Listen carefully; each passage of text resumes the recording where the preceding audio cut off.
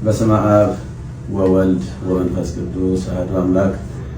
በአገር ውስጥና በውጭ ሀገር ያላችሁ የእግዚአብሔር ቤተሰቦች እንደምሰነበታችሁ ቃል ጌታችን ለአምላካችን ለመድኃኒታችን ለኢየሱስ ክርስቶስ የትንሣኤ በዓል አደረሳችሁ። እግዚእነ ኢየሱስ ክርስቶስ ዘኮነ ሰብአ ወመጠወ ርእሶ ለኩሉ። ጌታችን ሰው የሆነው ጌታችን አምላካችን መድኃኒታችን ኢየሱስ ክርስቶስ ነፍሱን ለሰው ሁሉ አሳልፎ ሰጠ። አንደኛ ጢሞቴዎስ ምዕራፍ 2 ቁጥር 6። በዛሬው ዕለት በዚህ መልክ መምጣት ያስፈለገኝ ዋና ጉዳይ የስቅለት ዕለት ጌታችን አምላካችን ኢየሱስ ክርስቶስ የተሰቀለበትና ቤዛ የሆነበት ቀን ስለ ቤዛነት በሰፊው ከተሰጠው የትምህርት ድነት ጋር ተያይዞ አንዳንድ ብዥታዎችና ጥያቄዎች ስለተፈጠሩ እነዚህን ነገሮች ለማጥራት ያህል ነው። እንደሚታወቀው እንግዲህ ዕለተ ስቅለት ማለት ዕለተ ሪት ማለት ነው። ጌታችን አምላካችን መድኃኒታችን ኢየሱስ ክርስቶስ ለኛ ካለው የማይለካ ፍቅሩ የተነሳ በአጭር ቁመት በጠባብ ደረት ተወስኖ ተይዞ ታስሮ ተደብድቦ እርቃኑን ሆኖ በመስቀል ላይ ተሰቅሎ ለዓለም ፍጹም ቤዛ ሆኖ የማይደገም ቤዛ ሆኖ በጊዜና በሁኔታ በቦታ የማይወሰን ቤዛ ሆኖ የዘላለም ቤዛነቱን አግኝቶ ወደ ቅድስ በገዛ ደግሞ የገባበትና ለአዳም የሰው ዘር ሁሉ በእኛ ፈንታ የታሰረበትን ታላቅ ቀን ነው የምናከብረው በየዓመቱ። እና ሲተነተን ቤዛነት በአራት እንደሚከፈል ይታወቃል። ከዛም በላይ ሊሄድ ይችላል። በእርግጠኛ በአራት ብናይ በጣም ጥሩ ነው። የገንዘብ ቤዛ አለ፣ የቁስ ቤዛ ማለት ነው። የእንስሳ ቤዛ አለ፣ የሰው ቤዛ አለ። ዋናውና ትልቁ ግን የጌታችን የአምላካችን የመድኃኒታችን የኢየሱስ ክርስቶስ ቤዛነት ነው። እና ይሄ ስለ ነገረ ድነት በሰፊው በሚሰጥበት ሰዓት እነዚህ ምንም ከቁስ ጀምሮ እስከ ሰው ያሉ ሁሉ ቤዛ መሆን ቢችሉ የጌታችን የአምላካችን የመድኃኒታችን ኢየሱስ ክርስቶስን ፍጹም ቤዛ ሊተኩ የማይችሉ ናቸውና በፍጡርና በፍጡራን መካከል ያለውን ቤዛነት ለመለየት በተለይም ጌታችን አምላካችን መድኃኒታችን ኢየሱስ ክርስቶስ ስለ ስርየት ኃጢአት በመስቀል ላይ ተሰቅሎ በከፈለው ቤዛነት ስም ፍጡር ሊጠራ አይችልም በሚል የሰጠው ትምህርት ብዙ ምዕመናንን አደናግሯል። ከአውዱ ውጪ አንዳንድ ሰዎች ቃሉን አጣመው በመተርጎም ጦርነት በመቀስቀስ ህዝቡን በማነሳሳት በተለይም ደግሞ ደጋጎች ምዕመናንን በጣም አሳዝኗል። ከእመቤታችን ከቅድስት ድንግል ማርያም ጋራ እንዴት የፍጡር ቤዛ የለም ይባላል? ከገንዘብ ጀምሮ ከቁስ ጀምሮ ብዙ ቤዛዎች አሉ ብለው በመተንተን ነው ብዙ ጊዜ ሲወራ ሲነገር የነበረው። እኔ በሰዓቱ ስለ ቁስ ቤዛ፣ ስለ እንስሳ ቤዛ፣ ስለ ሰው ቤዛ ብዙ መናገር አላስፈለገኝም። ዋናው በመስቀል ላይ ተሰቅሎ ስለሱ ብቻ ነበር በሰፊ መናገር የነበረብኝና ምንም ቤታችን ቤዛ ዓለም ብትባልም የጌታችን የአምላካችን ኢየሱስ ክርስቶስን ቤዛነት አይተካም የሚል ቃል ብዙዎቹን ግራ ጋብቶ እንደነበር አስታውሳለሁ። እንኳንም ቤታችን ቅድስት ድንግል ማርያም ይቅርና ድንጋይ ቤዛ ተብሏል፣ ወርቅ ቤዛ ተብሏል፣ ገንዘብ ቤዛ ተብሏል፣ ጫማ ቤዛ ተብሏል፣ ቆብ ቤዛ ተብሏል። እና ከፈጣሪ በታች ከፍጡራን በላይ የሆነች እግዚአብሔር መረጣትና ከአንስተ ዓለም ሁሉ አልቆ አክብሮ ይፈጠራል ለእናትነት የመረጣት እመቤታችን ቅድስት ድንግል ማርያምን ከፍጡር ጋር እንኳን ልናወዳድራት አንችልም። አቻ የሌላት ወደር የሌላት እና ከሷ ጋር በማጣላት በተለይም የተደረገው ቅስቀሳ በፌስቡክ እና በኦንላይን ላይ እንደሚደረገው ቅስቀሳ አይደለም።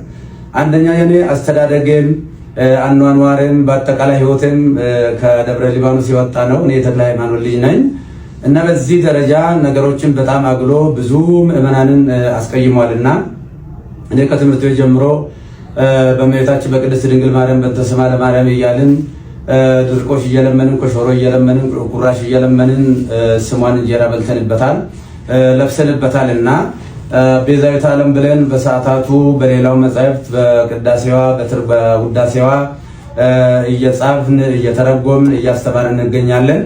እኔም በግሌ ስለሷ ብዙ ሰብኬያለሁ። ስለሷ ወላዲተ አምላክነት በተለይም ንጻ ጠባይ ያላደፈባት ነውር ነቀፋ የሌለባት ኃጣዊ ያላገኛት እግዚአብሔር በንጽህና በቅድስና ከዓለም አልቆ የፈጠራት ከሁሉም አልቆ የፈጠራት አቻና ወደር የሌለባት እንደሆነች ብዙ ጊዜ በሰፊው ትምህርት ሰጥቼበታለሁ። መጽሐፍም ጽፌያለሁ። ያንን መከታተል ይቻላል። እኛ ብቻ ሳንሆን መልአኩ ቅዱስ ገብርኤልም ቡሩክ ታንቲ ማንስ ወብሩክ ፍሬ ከስቺ አንቺ ከሴቶች ሁሉ የተለየሽ ነሽ ብሎ ያደነቃትና ያመሰገናት ፈጣሪ ለእናትነት የመረጣት እናት ስለሆነች እንኳንስ እሷን ይቅርና ማንንም በክርስትና ለመናቅ አይቻልም። እኔ የወለደችኝ ውድ እናትን በእጅጉ የሚወዳት የማከብራት ነኝና እናትን የማከብር የፈጣሪውን እናት በምንም አይነት ተአምር ዝቅ አድርጌ የማይበት ምንም አንዳች ሁኔታ የለም። በዕለቱ የተደረገው ጌታችን አምላካችን መድኃኒታችን ኢየሱስ ክርስቶስ በሚጠራበት ቤዛነት የኃጢአት ስርየት ቤዛነት በዚህ ፍጡር ሊጠራ አይገባም አይችልም የሚል ነው በጥቅሉ። አው ትክክል ነው። ከመላእክ ጀምሮ እስከ ሰው ያለ ሁሉ ወይም ደግሞ ዓለም ከተፈጠረ ዘመን ከተቆጠረ ጀምሮ እስካሁን ድረስ ያለ ወይንም ደግሞ እስከ ለብሰ ምጽአት ድረስ የሚቀጥል ሁሉ ኢየሱስ ክርስቶስ ጌታችን መከራ የተቀበለው መከራ ቢቀበል ጌታችን አምላካችን መድኃኒታችን ኢየሱስ ክርስቶስ በቀራንዮ የከፈለውን ቤዛነት ማንም ሰው መክፈል አይችልምና እሱ የኃጢአትና የሞት መድኃኒት በማዳኑ ተረፈ ደዌ የሌለበት የዓለም ቤዛነቱ የኃጢአት ስርየት ነው። አው እያንዳንዳቸው ለምሳሌ እነ ሙሴ ቤዛ ተብሏል። ነገር ግን የሙሴ ቤዛነት በአረፍተ ዘመን ተገጥቷል፣ በጊዜ ተገጥቷል፣ ዮርዳኖስ ማዶ ተገጥቷል። የሁሉም ፍጡራን ቤዛነታቸው በጊዜ በሁኔታ የሚገታ ነው። ነገር ግን በጊዜና በሁኔታ የማይገታ ለዓለም ሁሉ ቤዛ የሆነ ከሰማይ በታች ከምድር በላይ መዳኛ የማን ነው? ከሱ ውጪ አዳኝ የሌለ የጌታችን የአምላካችን የመድኃኒታችን የኢየሱስ ክርስቶስን ቤዛነትን በደንብ አጉልቶ ለማሳየት እና ለማስተማር ካልሆነ በስተቀር ከመቤታችን ከቅድስት ድንግል ማርያም ክብር ጋራ ምንም የሚያገናኝ አንዳችም ነገር የለም። እሷም ከፈጣሪ ልጅ ከተቀበለው መከራ ጋር ሊወዳደር አትችልም እና ብዙ ምዕመናን በዚህ ጉዳይ በእጅጉ አዝነዋልና የኢየሱስ ክርስቶስ ቤዛነትና አዳኝነት ለድርድር ለክርክር የማይቀርብ ለምንም ለውይይት የማይቀርብ ዛሬም ትላንትናም ነገም ያው የሆነ እሱ ለዘላለሙ ሲያድን ይኖራል። እንግዲህ ይህ ሲባል ሰዎች ለሚዲያ ፍጆታ አንዳንዶቹ ደግሞ ከሆነ ነገር ጋር የተያዘ በሚመስል መልኩ የተከፈተብኝ ዘመቻ እኔን የማይመለከተኝ መሆኑን ህዝቡ በደንብ እንዲያውቅ ለማለት ፈልጋለሁ። እንደምታወቀው ይህንን በሰፊው በሚዲያ በማራገብ ምዕመናንን በማሳሳት በማሳዘን በማልቀስ የተለያየ ትርጉም በመስጠት ሲያካሂዱ የነበሩ ወንድሞችና እህቶችን አባት ነኝና አባት እንደመሆኔ መጠን ሳልቀየማቸው ይቅርታ እያደረግኩ እግዚአብሔር ይቅር በላቸው ለማለት እወዳለሁ።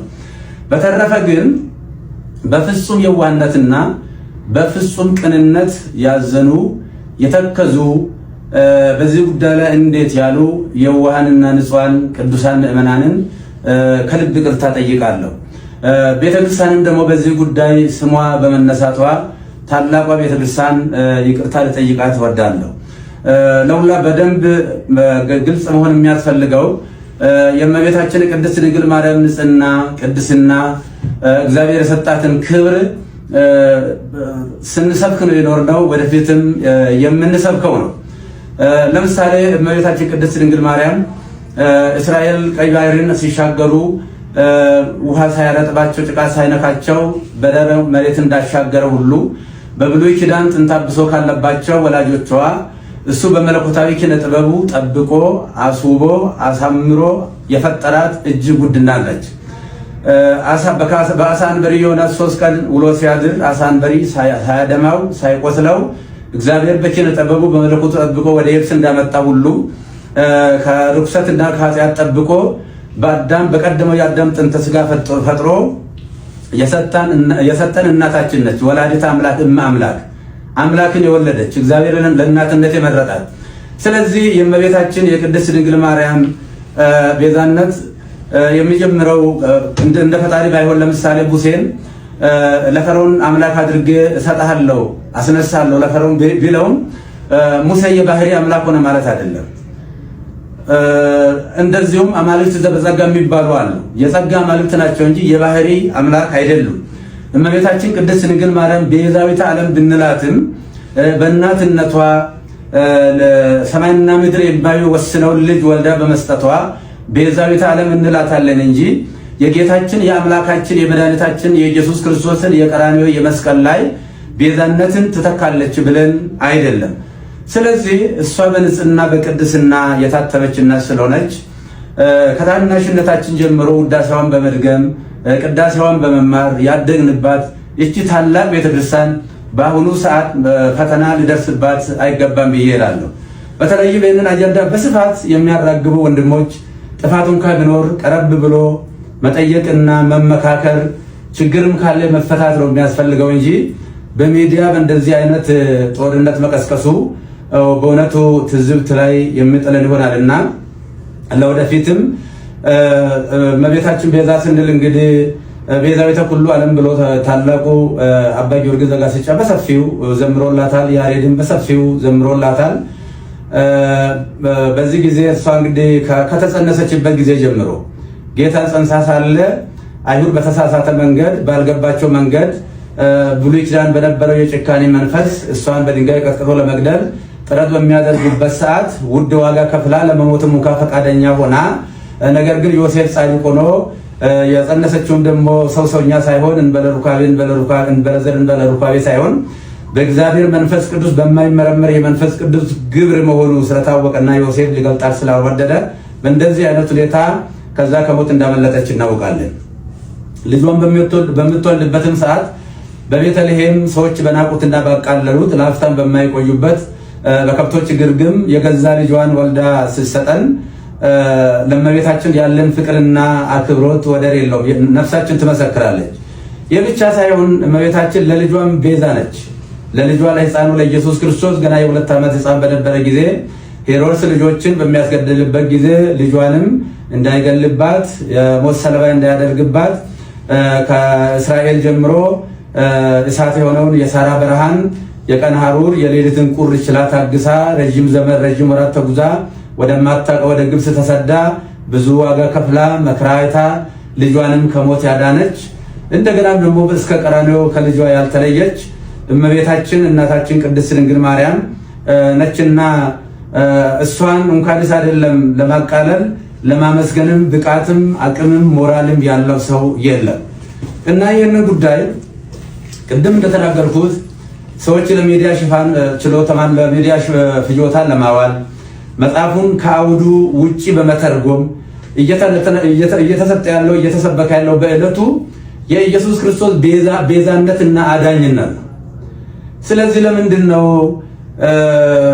ጥላ ቤዛ ይባላል፣ ሌላ ቤዛ ይባላል የሚልም ሊቃውንቱ ከሰሞኑ ጀምሮ ግሱን እየተነተኑ ሲነግሩን ከርመዋልና ለተነተኑልን ትንታኔ እያመሰገንኩ በሰዓቱ ስለ ጫማ ቤዛነት፣ ስለ ባርኔጣ ቤዛነትና ስለ ልብስ ቤዛነት፣ ስለ ገንዘብ ቤዛነት፣ ስለ ቁስ ቤዛነት፣ ስለ ብሉይ ኪዳን እንስሳ ቤዛነትም ብዙ መተንተን አላስፈለገኝም። ምክንያቱም ታላቁና ሕያው ቅዱስ አምላካችን ኢየሱስ ክርስቶስ በመስቀል ላይ ተሰቅሎ ስለሆነ የግድ እሱ መሰረት ስላለበት እሱ መነገር ስላለበት ከዚህ የተነሳ ነው እንጂ እኔም እመቤታችንን ለማቃለል ለመናቅም አይደለም።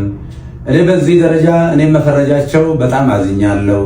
ምዕመናንም ደግሞ በዚህ ደረጃ እውነት መስሏቸው በተሳሳተ መንገድ ይህንን ማሰባቸው እንደ ትክክል አድርገው መውሰዳቸው ትክክል አይደለምና ስለዚህ እመቤታችን ቅድስት ድንግል ማርያም ነች የጌታችን የአምላካችን የኢየሱስ ክርስቶስን የማዳን ትምህርቱን ነገረ ድነቱን የዘላለም ቤዛነቱን አዳኝነቱን በማዳኑ ተረፈደ የሌለበት መሆኑ መርገመ ሥጋ መርገመ ነፍስን ያስወገደ የሞትን ክንዱ ብርት ሰብሮ ወደ ቀደመ ሀገራችን ወደ ቀደመ ቤታችን መመለሱን ወደፊትም በሰፊው የምናስተምረው ይሆናል። የቤተክርስቲያናችንም ትምህርት ነው።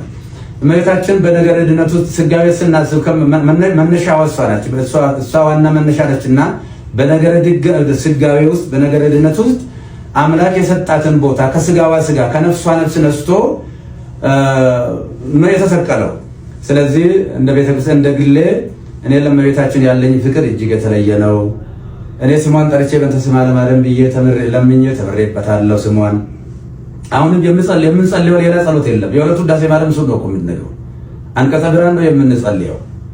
ውዳሴ ማርያም ሲባል ግን ተራ ድርሰት ሊመስላቸው ይችላል አንዳንድ ሰዎች። ውዳሴ ማርያም ብሉይና አዲስ ኪዳን የታጨቀበት ምርጥ መጽሐፍ ነው። ይልቁንም ብሉይ ኪዳን፣ አዲስ ኪዳን፣ መጽሐፈ ሊቃውንት እነዚህ ተጨምቀው ነገረ ድነት የጌታችን የአምላካችን ኢየሱስ ክርስቶስ የማዳን ስራው ቤዛነቱ አዳጅነቱ በሰፊው የታጨቀበት የሚተነተንበት የምንጸልየው እሱ ነው እና ቅድም እንደተናገርኩት የውሃ ምዕመናን ልጆቼ አንድ ሁኑ። እኛ በዚህ ሰዓት አንድ ነው መሆን ያለብን። በጠላትነት በዚህ መነሳሳት የለብንም። ጥፋትም ካለ ቤተክርስቲያን መዋቅር አላት። ይሄ በየአውደ ምሕረቱ ያለው ከስድብ እንደዚህ ያለ ነገር ጥሩ አይደለምና ይህንኑ አደራ ለማለት ነው። እግዚአብሔር ሀገራችንን ይባርክልን፣ ይቀድስልን። እግዚአብሔር ባርካችሁ ይቀድሳችሁ።